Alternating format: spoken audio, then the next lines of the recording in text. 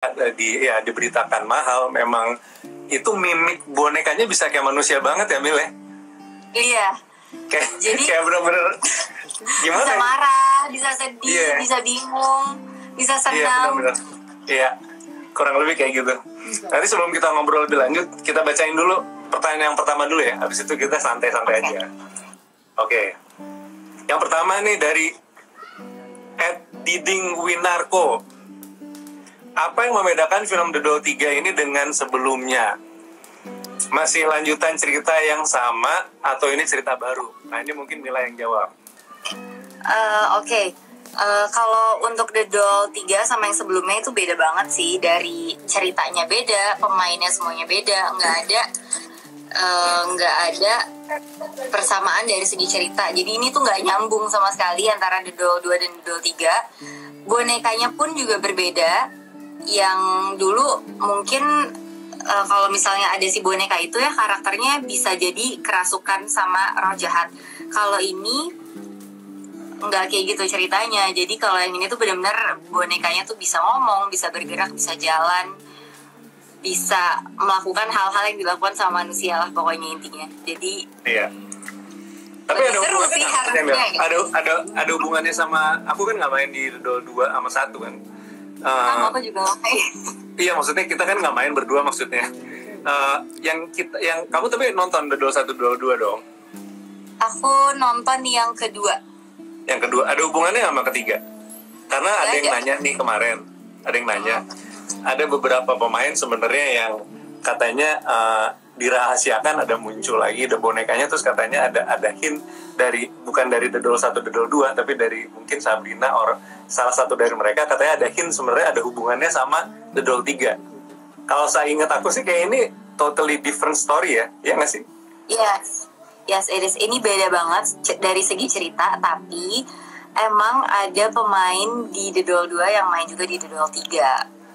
Tapi kalau dari segi cerita sih beda banget ya. Jadi gak usah takut kayak kalau belum nonton yang pertama sama kedua nanti ngerti gak ya? Kalian bakal ngerti karena ini ceritanya gak nyambung. Jadi gak apa-apa. Gak nyambung dari sebelumnya maksudnya ya? Iya maksudnya bukan gak nyambung, bukan hanya nyambung cerita di The Doll 3 nya enggak. Ini seru kok ceritanya. Oke, langsung lanjut nomor 2 ya. @_Elias Tom 27.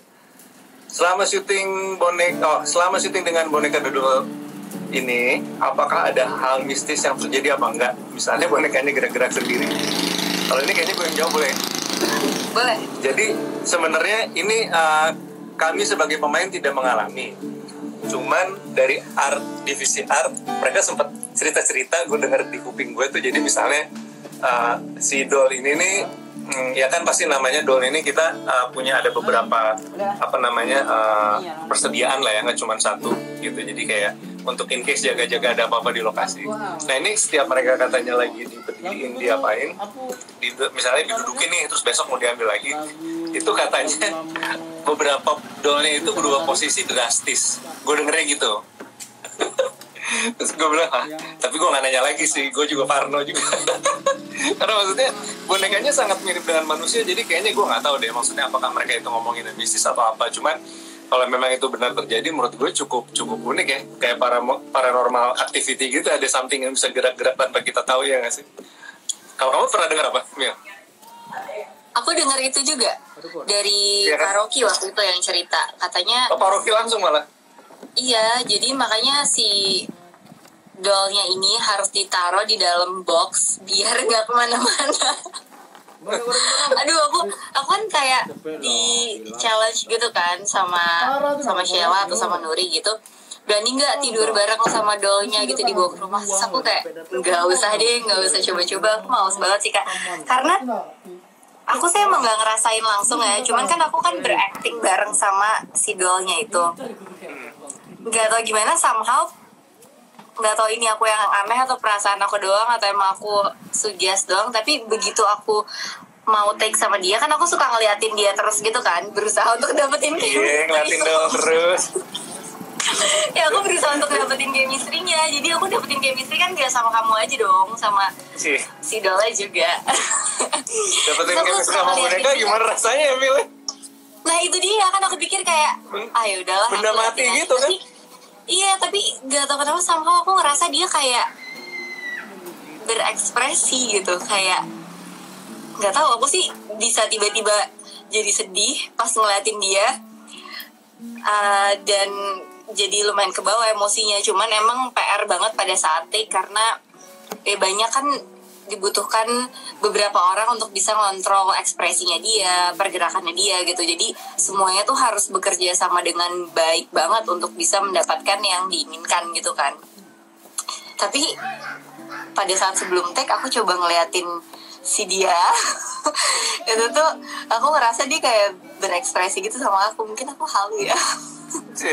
Ditaksir boneka maksudnya.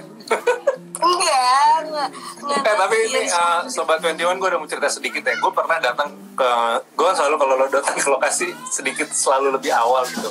Waktu itu ada scene sore-sore di mana Mila itu pokoknya beradegan sama si boneka ini. Terus lagi gitu tiba-tiba waktu pas reading itu gue ngeliat Mila ya emosinya biasa aja. Cuman pas begitu keluar dari set lokasi, gue ngeliat dia kayak habis berkaca-kaca segala macam. Terus gue nanya, kamu kenapa Mil gitu? Gak tau Kak, tadi ke bawah aja gitu emosinya boneka. Langsung tepuk tangan gokil. Biasanya kan orang ke bawah sama lawan main yang hidup gitu ya. Ini sama benda mati. Top. Ingat gak sih kamu? Yang kecil itu dekat kolam renang itu gokil. Itu menurut aku salah satu scene tersusah sih, karena dialognya panjang, terus dialognya sama boneka. Jadi aduh, itu menurut aku susah banget. Aku gak tahu hasilnya gimana, tapi pada saat itu aku ngerasa sih kebawa ya emosinya. Aku sih ngerasa waktu itu feel aku dapat pada saat sini tuh, makanya begitu keluar aku masih kebawa sedih gitu.